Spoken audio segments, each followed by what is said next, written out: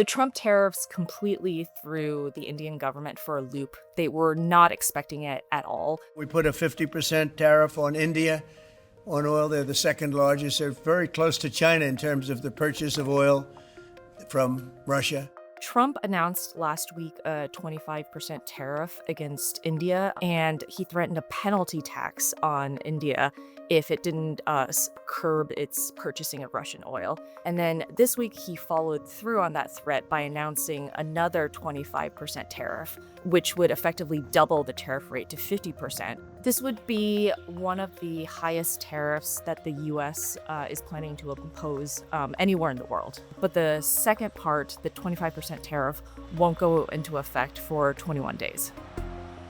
If you do reach a deal with Ukraine and Russia, would you drop the additional tariffs on India? Well, we'll determine that later, but right now they're paying a 50% tariff. If the 50% tariff is in force, it would be hugely damaging for India, which is trying to really boost its manufacturing sector. And some of the biggest sectors that would be hit are textiles. India is a huge garment manufacturer, jewelry, seafood, and auto parts.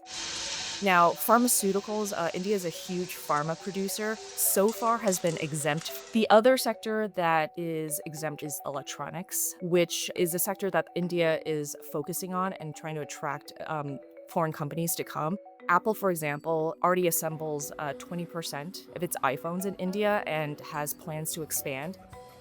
It's really an honor to see you, and you have been my friend for a long time. And Modi and Trump have had warm relations over, the past years.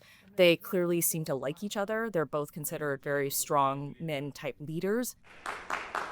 And the Indian government was fully expecting that eventually it would be able to hammer out a trade deal with the U.S. that's favorable for both sides. Now, India's stance when Trump announced the first 25% tariffs was to hold firm and not give in and not decrease its purchases of Russian oil.